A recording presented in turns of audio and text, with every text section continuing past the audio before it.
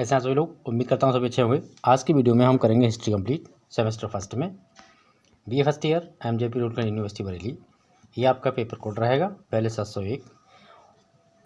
Paper आपका रहेगा ancient and yearly medieval India till 1206 AD, यानी कि प्राचीन। इसको हिंदी में मैंने लिख दिया है यहाँ पर, तो हिंदी में आप समझ लीजिए। ये दिया हुआ है प्राचीन एवं प्रारंभिक मध्ययुगीन भारत। ठीक है, कब तक का? 1206 ईस्वी तक का। तो इसका हमें स्टडी करना है। बहुत सारे वीडियो अपलोड हो चुके हैं इस विषय में, और आप लोगों के लिए आज की वीडियो में मैं सारे इंपॉर्टेंट क्वेश्चन कंप्लीट, मैंने जो इसमें सेमेस्टर आपका है सारे क्वेश्चंस कंप्लीट दे दिए हैं। और एग्ज़ाम पेपर भी मैंने इसका अपलोड कर दिया है, जो लास्ट ईयर आया था उसे देखिएगा। प्ले स्टोर को एक बार जरूर ओपन कीजिएगा। और यहाँ पर ये आपका टाइम रहेगा, या ये 75 मार्किंग रहेंगी, और आपकी 25 जो मार्किंग है वो रहेगी आपकी कॉलेज बेस पर, जिसे मिड टर्म एग्ज़ाम भी कहते हैं। तो 1 बाय 1 करके सारे क्वेश्चंस हम एक बार को स्टडी कर लेते हैं, समझ लेते हैं। और वीडियो को अपने दोस्तों को भेजिएगा, अपने दोस्तों जोड़िएगा, खुद भी जुड़िएगा। टेलीग्राम चैनल का लिंक भी आपको मिल जाएगा, और आपको व्हाट्सएप का भी मेरा चैनल है, BA स्टडी ऑल सब्जेक्ट नाम से व्हाट्सएप चैनल है, उसको भी आप सब्सक्राइब कर सकते हैं, वहाँ फॉलो कर सकते हैं। इंस्टाग्राम ID है हेमेंद्र यादव 7071, उसको भी फॉलो कर सकते हैं। तो इन सब का लिंक आपको डिस्क्रिप्शन में मिल जाएगा, जहाँ मैं छोटी छोटी जानकारी आपको देता रहता हूँ। चलिए, लेटेस्ट इंपॉर्टेंट क्वेश्चन है, ये बिल्कुल सिलेक्टेड है, जो कि पेपर में आपके आने वाले, जो लिखा है यहाँ पर परीक्षा में आने वाले महत्वपूर्ण प्रश्न। इन्हीं में से परीक्षा में क्वेश्चन आएंगे, आउट ऑफ एक भी क्वेश्चन नहीं जाएगा। और आप जो पुराना जब वीडियो देखेंगे एग्ज़ाम पेपर का, तो उसमें आप इसको आप मैच भी कर सकते हैं। पहला क्वेश्चन है, वेरी मोस्ट इंपॉर्टेंट है। इतिहास का अर्थ बताते हुए इतिहास पर जो भारतीय इतिहास पर जो भारतीय अवधारणा है, हमारी अवधारणा कैसी रही है, उस पर आपको भारतीय अवधारणा पर प्रकाश डालना है, इतिहास का अर्थ बताते हुए। नेक्स्ट क्वेश्चन आपका है, अगला क्वेश्चन आपका है कि प्राचीन भारत के इतिहास के स्रोतों की व्याख्या कीजिए। कि प्राचीन भारत के इतिहास के स्रोत कहते हैं कि जिसके माध्यम से हमें इतिहास के बारे में जानकारी मिलती है, भारत के प्राचीन इतिहास के बारे में, उन स्रोतों के बारे में आपको व्याख्या करनी है और विस्तारपूर्वक इसकी चर्चा करनी है। चलिए क्वेश्चन आपको देख लेते हैं, आगे बताते हैं। और इसमें शॉर्ट क्वेश्चन जो थे मैंने अपलोड कर दिए हैं, और इसमें वही क्वेश्चन है जो कि मेन है। ठीक है, जो अथवा में आते हैं वो मैंने नहीं दिए हैं, और जो कभी कभी मल्टीपर्पज़ क्वेश्चन पूछ सकता है, वो क्वेश्चन आपको ज़्यादातर मिड टर्म में पूछ लेते हैं, तो उनका वीडियो भी मैंने अपलोड कर दिया है। ठीक है, ऑब्जेक्टिव टाइप से, वो भी काफ़ी इंपॉर्टेंट रहेंगे आपके लिए। तो अगला क्वेश्चन इसी में है कि प्राचीन भारतीय इतिहास के विभिन्न स्रोतों का आलोचनात्मक मूल्यांकन कीजिए। कि जो प्राचीन भारतीय इतिहास के जो विभिन्न स्रोत हैं, जिनका माध्यम से हमने इसकी जानकारी इकट्ठी की है या हमें जानकारी मिलती है, उसका आलोचनात्मक मूल्यांकन करना है। ठीक है, उसमें कमियाँ ढूंढनी है। नेक्स्ट क्वेश्चन है आपका, सिंधु घाटी की सभ्यताओं की व्याख्या कीजिए। जो सिंधु घाटी की सभ्यता है, सभ्यता में जो विशेषताएँ हैं सिंधु घाटी की, वो क्या है, क्या खास बात वहाँ रही है, तो इसका क्वेश्चन भी आपको मिल जाएगा। प्ले स्टोर ओपन करते रहिएगा। जो भी सब्जेक्ट आपके पास है फर्स्ट सेमेस्टर में, मैंने वीडियो अपलोड किया है, छोटा सा वीडियो था कि तैयारी आपकी नहीं हो पाई है, कोर्स पूरा नहीं है, तो आप इसके लिए आप हमारा जो है एक बार वो वीडियो देख लीजिएगा। मैंने बहुत सारे सब्जेक्ट पढ़ाए हैं। क्वेश्चन नंबर 4 है, सिंधु घाटी की सभ्यता में रहन सहन, धर्म एवं वास्तुकला पर प्रकाश डालिए। यानी सिंधु सभ्यता में, ऐसे समझ लीजिए, सिंधु सभ्यता के समय जो लोगों का रहन सहन, धर्म और वास्तुकला किस प्रकार की थी, वो तो उसके बारे में आपको बताना है। अगला क्वेश्चन आपका है, सिंधु घाटी या फिर हड़प्पा सभ्यता। देखिए, सिंधु घाटी और हड़प्पा सभ्यता, इन दोनों का एक ही मतलब है, दोनों एक दूसरे के पर्यायवाची हैं। कि सामाजिक, आर्थिक एवं धार्मिक जीवन की व्याख्या कीजिए। सिंधु घाटी सभ्यता और या हड़प्पा सभ्यता की जो उस समय की जो सामाजिक स्थिति थी, आर्थिक स्थिति थी या धार्मिक स्थिति थी, जीवन था, वो कैसा था, तो उसके बारे में आपको बताना है। अगला क्वेश्चन आपका है कि ऋग वैदिक काल में आर्यों में की सामाजिक एवं धार्मिक स्थिति की व्याख्या कीजिए। ऋग वैदिक काल में आर्यों की सामाजिक और धार्मिक स्थिति कैसी थी, क्या करते थे, कैसे रहन सहन था उनका, तो उसके बारे में आपको बताना है। प्ले स्टोर जो ओपन कीजिएगा, जो इस क्वेश्चन का आंसर ना मिले कमेंट बताइएगा, उसका आंसर हम प्रोवाइड करा देंगे आपके लिए। मौर्य साम्राज्य की स्थापना एवं इसके सुदृढ़ीकरण, ठीक है, इसके सुदृढ़ीकरण में चंद्रगुप्त मौर्य की भूमिका का मूल्यांकन कीजिए। सबसे पहले मौर्य साम्राज्य में चंद्रगुप्त मौर्य बहुत ही इंपॉर्टेंट कैरेक्टर थे, ठीक है, पात्र थे, तो इनके बारे में आपको बताना है। अगला क्वेश्चन आपका है, मौर्य साम्राज्य के पतन के लिए अशोक, जो अशोक महान जिसे हम लिखते हैं अशोक सम्राट कहते हैं या अशोक महान कहते हैं, तो वो किस सीमा तक उत्तरदायी था। अगला क्वेश्चन आपका है, चंद्रगुप्त मौर्य के प्रशासन की प्रमुख विशेषताओं का उल्लेख कीजिए। चंद्रगुप्त जो मौर्य थे उनके प्रशासन, जो राजकाज का सारा सिस्टम था, किस प्रकार का था, किस प्रकार कार्य करता था, वो सारी विशेषताएं बतानी है आपको। क्वेश्चन नंबर अगला है, अशोक का धम्म क्या था। अशोक ने जो धम्म की स्थापना की थी वो क्या था, और इसके प्रसार प्रचार के लिए उसने क्या क्या उपाय किए, क्या क्या तरीके अपनाए उसके प्रचार को करने के लिए, लोगों तक पहुंचाने के लिए। समझिए, सम्राट अशोक के साम्राज्य की राज्य सीमा की व्याख्या कीजिए। इनके सम्राट अशोक जो थे उनके साम्राज्य की सीमा कहाँ तक थी, ठीक है, या फिर कहाँ तक उन्होंने राज्य किया। गुप्त कौन से, अब यहाँ पर आ गया आपका गुप्त वंश, ठीक है। तो गुप्त वंश के प्रथम शासक चंद्रगुप्त प्रथम के शासनकाल का संक्षिप्त परिचय दे दीजिए, ठीक है। मतलब गुप्त काल का जो प्रथम शासक था वो चंद्रगुप्त प्रथम था, तो उन्हीं के शासनकाल की आपको विशेषताएं बतानी है, उनका शासन कैसा था। अगला क्वेश्चन, गुप्त काल की शासन पद्धति का मतलब वर्णन कीजिए, उनकी पद्धति कैसी थी। अगला क्वेश्चन आपका, गुप्त वंश के इतिहास के स्रोतों पर टिप्पणी लिखिए। जो गुप्त वंश है उसके इतिहास के बारे में या उसके इतिहास की जानकारी जिन स्रोतों के माध्यम से मिलती है, तो उन स्रोतों के बारे में आपको टिप्पणी लिखनी है। अगला क्वेश्चन, समुद्रगुप्त को भारतीय नेपोलियन जो कहा जाता है वो कहाँ तक कहना सार्थक है या ठीक है या नहीं है। तो चंद्रगुप्त की विजय के आधार पर किस कथन की मतलब कि इस कथन की व्याख्या कीजिए, चंद्रगुप्त के इस कथन की व्याख्या कीजिए। अगला क्वेश्चन आपका है कि चंद्रगुप्त द्वितीय, इसको हम चंद्रगुप्त विक्रमादित्य के नाम से भी जानते हैं, ठीक है। तो इनके जीवन की उपलब्धियों की आपको व्याख्या करनी है, क्या क्या उन्होंने उपलब्धियां की थी, उन्होंने क्या क्या अचीवमेंट किए उनके बारे में। अगला क्वेश्चन आपका है, कला एवं साहित्य के क्षेत्र में गुप्तों का योग, ठीक है, प्राचीन भारत के चरम विकास का प्रतिनिधित्व करता है, ठीक है। कला एवं साहित्य के क्षेत्र में गुप्त काल में कला एवं साहित्य के क्षेत्र में काफ़ी प्रगति हुई, काफ़ी विकास हुआ, तो किस प्रकार से ये मतलब प्रतिनिधित्व करता है, तो आपको इस कथन को व्याख्या से समझाना है, विस्तार पूर्वक बताना है। अगला क्वेश्चन, गुप्त काल यानी कि गुप्त वंश के विनाश की क्या कारण थे।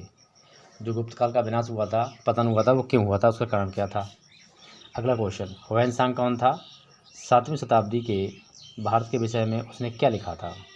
अपनी एक पुस्तक उसने लिखी है भारतीय यात्रा, तो उसमें जो है ह्वेन-सांग ने भारत के बारे में क्या क्या विचार किए लिखे हैं, तो उसके बारे में आपको बताना है। अगला क्वेश्चन आपका है, एक शासक के रूप में राजा हर्षवर्धन, ठीक है, के बारे में आप विस्तार उनके आधार पर एक निबंध लिखिएगा, कैसे राजा थे। हर्ष के प्रारंभिक जीवन पर प्रकाश डालते हुए उनकी उपलब्धियों की व्याख्या कीजिए, ठीक है। हर्षवर्धन के नाम से एक 12th में एक वो हुआ करता था रश्मिरथी, ठीक है। हर्षवर्धन, राजश्री और राज्यवर्धन, इनका एक वो है खंड काव्य, तो उसमें इनके बारे में काफ़ी अच्छी चर्चा की गई है, उनके बारे में बताया गया। अगला क्वेश्चन है, राजपूतों की उत्पत्ति का समीक्षात्मक परिचय दीजिए। इन राजपूतों की उत्पत्ति के बारे में आप क्या जानते हैं, उनके बारे में बताना है। अगला क्वेश्चन आपका है, दक्षिण भारत की चालुक शक्ति के उदय का चालुक शक्ति है, ठीक है, चालुक शक्ति के उदय का विवरण देते हुए सम्राट पुलिकिसन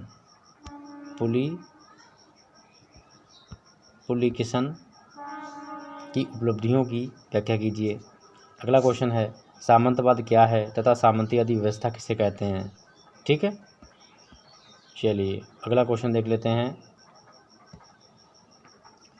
भारत में सामंतवाद के उदय पर प्रकाश डालिए और उसकी विवेचना कीजिए। भारत में सामंतवाद क्या है, ठीक है जी। अगला क्वेश्चन है, हिंदू धर्म में कितने तरह के संस्कार होते हैं।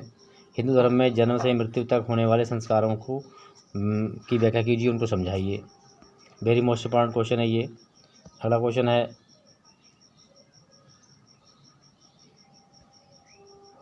महमूद गजनवी, ठीक है, महमूद गजनवी के आक्रमण का संक्षिप्त परिचय दीजिए। महमूद गजनवी ने भारत पर जो आक्रमण किया था उसकी आपको समीक्षा करनी है। अगला क्वेश्चन आपका है कि मोहम्मद गौरी के विषय में आप क्या जानते हैं, उनके बारे में बताइए। दोनों ने आक्रमण किया था, लेकिन दोनों के उद्देश्य अलग अलग थे, ठीक है। एक राज्य करना चाहता था और दूसरा जो था यहाँ का माल खजाना लूटकर अपने देश ले जाना चाहता था, गजनी। अगला क्वेश्चन है, मोहम्मद गौरी के आक्रमणों के समय उत्तर भारत की राजनीतिक दशा कैसी थी? जब मोहम्मद गौरी ने भारत पर आक्रमण किया तो उस समय भारत की राजनीति की दशा क्या थी, किस तरीके की राजनीति थी यहाँ पर, वो बताना है आपको। अब आ गए हम महत्वपूर्ण लघुत्तरी क्वेश्चन। लॉन्ग क्वेश्चन मैंने आपको समझा दिए, अब बात करते हैं इनकी। तो यहाँ पर दिया हुआ है कि प्राचीन इतिहास के स्रोतों का अभाव होने के कारण क्या थे, मतलब प्राचीन इतिहास के स्रोत हैं उनकी कमी होने का मुख्य कारण क्या है। अगला क्वेश्चन है अभिलेखों, क्वेश्चन नंबर 2, अभिलेखों का ऐतिहासिक स्रोतों के रूप में एक विशेष महत्व रहा है, तो इस कथन पर प्रकाश डालिए, यानी इसके बारे में आपको विस्तार से बताना है। शॉर्ट में बताना है, विस्तार नहीं बताना। और अगला क्वेश्चन है कि हड़प्पा सभ्यता के विदेश व्यापार के संबंध में आप क्या जानते हैं, उसको बताना है। ऋग्वैदिक तथा सिंधु सभ्यता के 4 प्रमुख अंतर क्या थे, यानी ऋग्वेद जो था उसमें और सिंधु सभ्यता में क्या अंतर थे वो बताने हैं। अंतर बहुत सारे होते हैं, आपको 4 अंतर ही बताने हैं, 4, 5, 6 बता दीजिए। आश्रम व्यवस्था पर एक निबंध लिखिएगा, आश्रम व्यवस्था क्या होती है। अगला क्वेश्चन आपका दिया हुआ है, जिस आश्रम व्यवस्था में जैसे बड़ा आपकी देखो युवा अवस्था है, बाल्यावस्था है, गृहस्थ अवस्था है, ठीक है, इस तरीके से होती हैं आश्रम व्यवस्थाएं। और ऋग्वैदिक सामाजिक व्यवस्था की प्रमुख 2 विशेषताओं का वर्णन कीजिएगा। अगला क्वेश्चन है समिति और सभा में क्या अंतर है, तो प्लेलिस्ट में फिर कह रहा हूँ आपसे कि प्लेलिस्ट जरूर ओपन कीजिएगा और जो भी क्वेश्चन ना मिले उसको आंसर उसका कमेंट कीजिएगा, उसके बाद में आपको प्रोवाइड कर दिया जाएगा।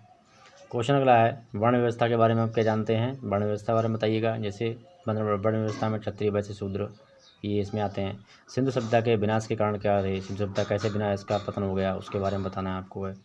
सिंधु सभ्यता के जो निर्माणकर्ता कौन था, तो ये बताना है आपको। अगला क्वेश्चन आपका दिया हुआ है कलिंग युद्ध पर एक संक्षिप्त टिप्पणी लिखनी है। कलिंग युद्ध बहुत ही फेमस युद्ध है ये, जो कि कलिंग की रानी और उसके अशोक के बीच हुआ था, बहुत भयंकर युद्ध हुआ था ये। अशोक के धर्म की विवेचना कीजिएगा, अशोक ने धर्म का स्थापना क्यों की थी, तो वो बताना है आपके लिए। अगला क्वेश्चन है मौर्यकालीन इतिहास जानने के लिए 2 प्रसिद्ध ऐतिहासिक स्रोतों की व्याख्या कीजिए। यानी 2 स्रोत तो बहुत सारे हैं मौर्यकालीन इतिहास को समझने के लिए, आपको कोई 2 स्रोतों की बारे में आपको बताना है, उनके द्वारा बताना है। अगला क्वेश्चन है, ऐसे क्वेश्चन पूछ सकता है आपसे निम्नलिखित में से प्रत्येक पर एक टिप्पणी लिखिए। जैसे दिया हुआ है मुद्रा राक्षस, अशोक के शिलालेख, ठीक है, सारनाथ का स्तंभ अभिलेख, तो ये चीज़ें हैं, ठीक है।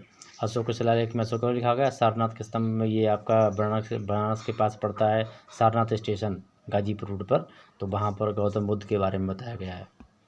अगला क्वेश्चन आपका है मौर्यकालीन किसी ऐतिहासिक स्थल की टिप्पणी लिखिए, यानी मौर्यकालीन किसी भी ऐतिहासिक उस पर टिप्पणी लिखनी है आपको है।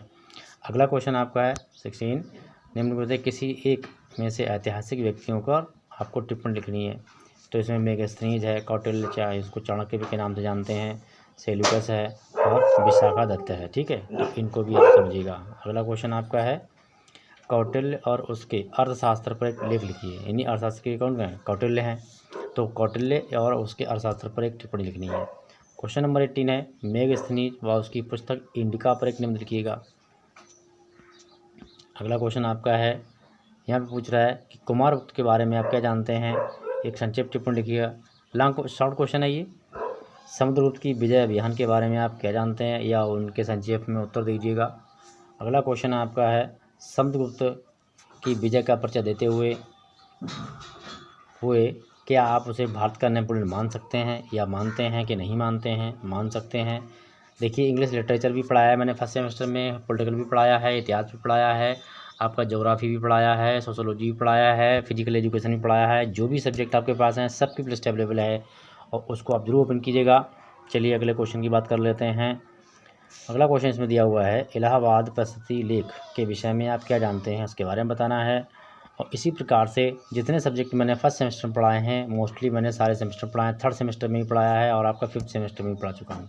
तो अपने अपने सब्जेक्ट लिस्ट ओपन कीजिएगा और पढ़िएगा। अगला क्वेश्चन है गुप्त वंश का संस्थापक कौन था, तो आपका 1 लाइन क्वेश्चन है ये। कुमार गुप्त पर एक टिप्पणी लिखिएगा, कुमार गुप्त कौन था, तो ये गुप्त किससे संबंधित था। अगला क्वेश्चन आपका दिया हुआ है कि चंद्रगुप्त विक्रमादित्य के बारे में आप एक निबंध लिखिएगा। और अगला क्वेश्चन आपका है कि हर्षवर्धन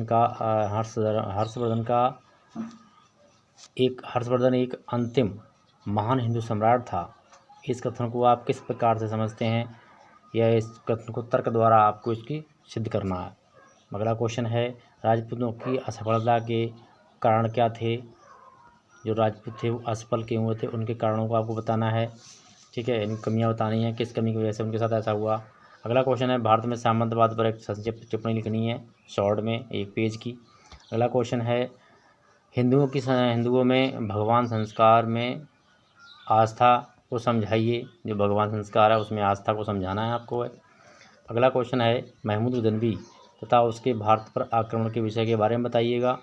और अगला क्वेश्चन इसी में है 31, सिंधु पर विजय का क्या प्रभाव पड़ा, यानी कि अरब, ठीक, आर्यों का, सिंधु पर आर्यों की विजय का क्या प्रभाव पड़ा। महमूद गजनवी की कलिंजर विजय, इस पर एक टिप्पणी लिखनी है। ठीक है, और अगला क्वेश्चन आपका है कि महमूद गजनवी के आक्रमण के समय भारत की राजनीतिक व सामाजिक स्थिति कैसी थी। ठीक है, तो क्वेश्चन सारे इंपॉर्टेंट आप मैंने बता दिए। वीडियो को लाइक शेयर एंड सब्सक्राइब जरूर कीजिएगा। मिलेंगे नेक्स्ट वीडियो में। बाकी आप क्या चाहते हैं कमेंट जरूर बताइएगा। Thank you.